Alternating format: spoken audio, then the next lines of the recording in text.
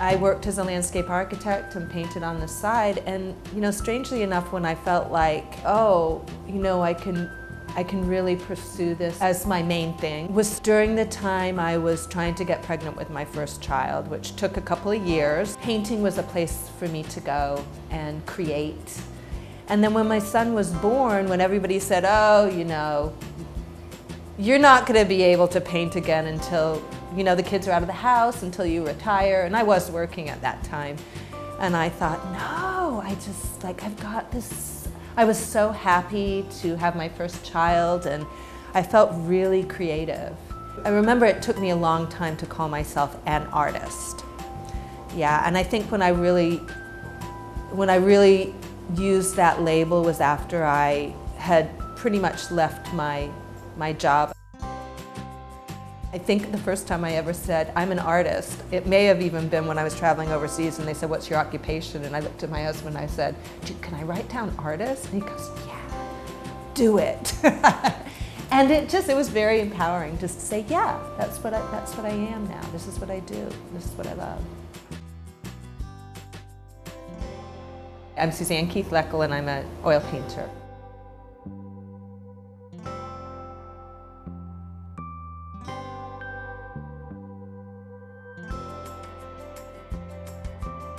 When I was a child, I loved to draw, and I also loved to paint. And my father, particularly, he was an art enthusiast, and so we moved around a lot. And I was born in England, and London and the DC area. We'd always go to the art galleries, and I remember seeing the Matisse cutouts when they were on exhibition in DC, and I think I was about 12, but it just blew me away. I would love to, revisit that day. I didn't have any art lessons. I did when I was in, grade school and stuff, but I didn't even take art classes in high school. I just did things on my own, and I think I was just born visual,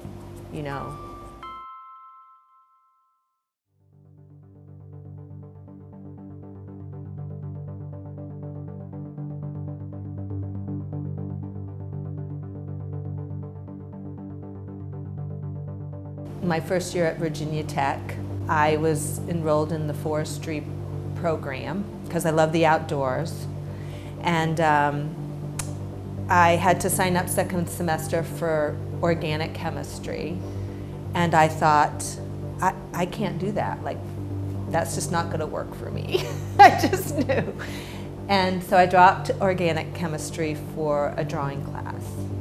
And so that, I wasn't aspiring to be an artist, but from then on, I continued doing art classes throughout my undergraduate.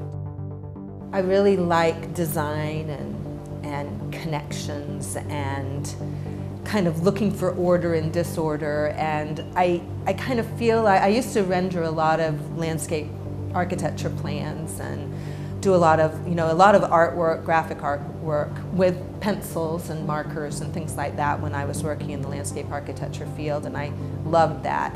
And it's not that that's what I do here, but I feel like some of the work, all of the abstract work that I do is connected to the earth somehow, connected to the land.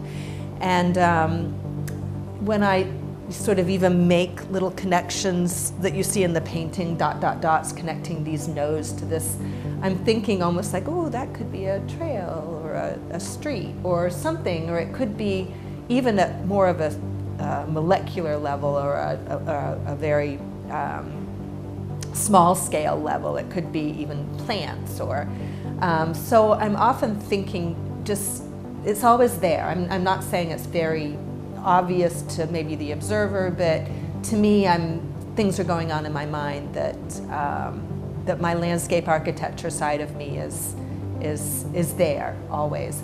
And I had a whole body of work too, where I did figures in the landscape in very stark, sort of suburban, hard-lined landscapes showing the human in the the built environment. And again, that was reference to how we're building up suburban landscapes, and it's not necessarily a judgment, but rather just an observation of kind of the big box stores, the concrete, and then there's the human being and maybe a tree trying to grow, and so that's also a reflection on my career as a landscape architect.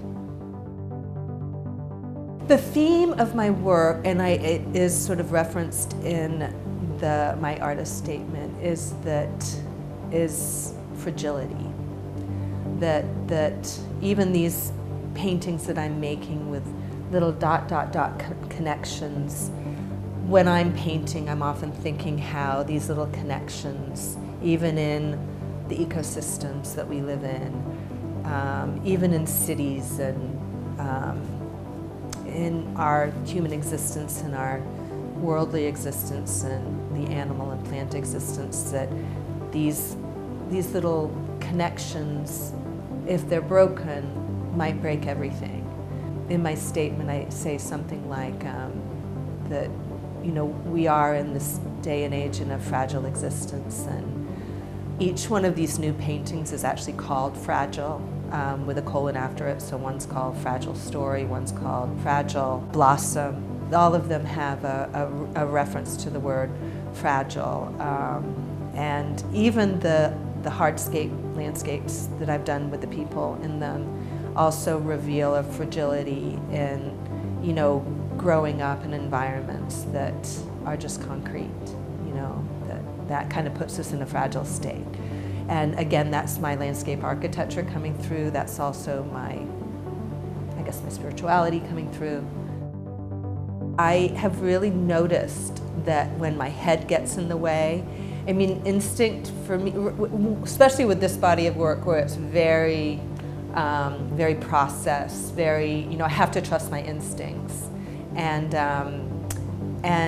if my head starts to go, oh, you need to look for something in there, or then I realize I have to do some meditation, which I do. I actually teach mindfulness, so I do meditation. I try and let go, let go a little bit, or leave, come back, or work on another piece.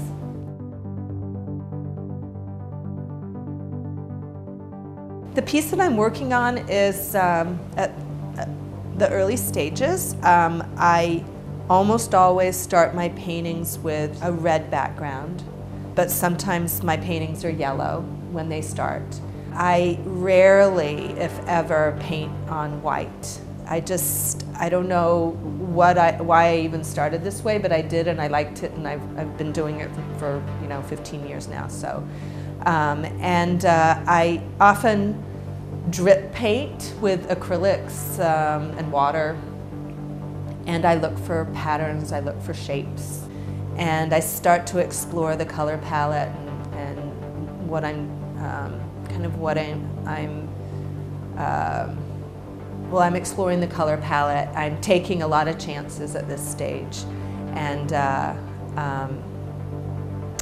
I'm kind of giving the board voice, the painting voice, and I'm allowing it to kind of tell me where it's going, which again is, in contrast to how I've done paintings in the past where they're very planned out.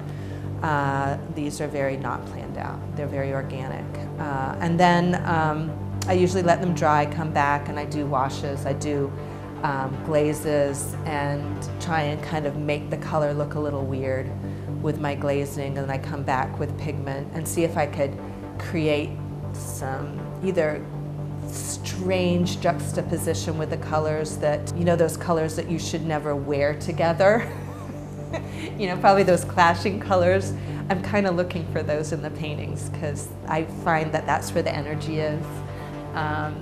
And then sometimes I see imagery in the paintings, and I'll go with it. I might see trees or mountain scenes.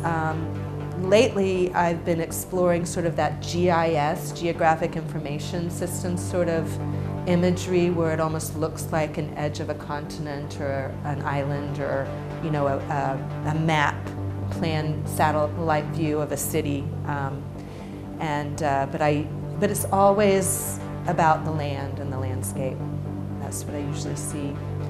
And then when I take it to another level, it'll, some of these, this one right there is kind of in the midway or almost done. Then I start to do more hard-edged patterning, and I cluster colors together. And again, there's no reason or rhyme necessarily at the beginning of it. I just start exploring, and then I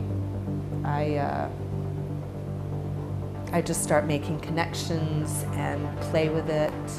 I mean, it's almost like I feel like a kid sometimes. I'm just playing.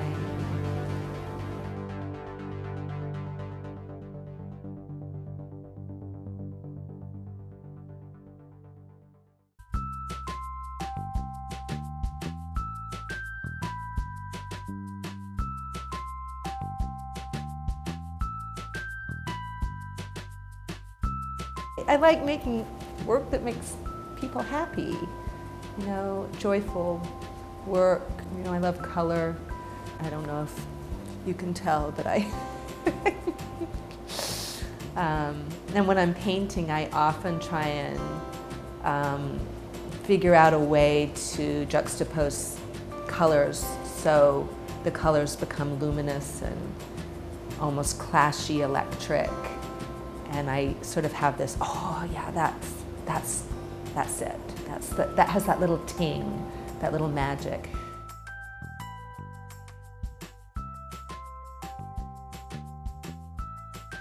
I want to show more. I want to get myself, that business side of me, cranked up a little bit more, and try and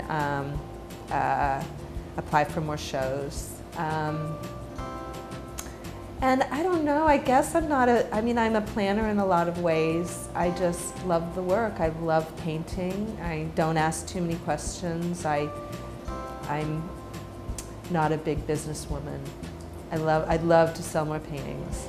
I know that takes work on my part. But basically, this is my, kind of my, you know, my haven, my place where I can just feel like I can be completely myself. And I sometimes feel like when I'm out in the art world, there's a lot of ego out there, and that's just not who I am. I mean, it used to really intimidate me, and so I'm guarded. I guess I'm a little guarded as far as the art world in general. And I'm more interested in doing the work, and if people like my work and want a piece in their home, then that gives me great joy.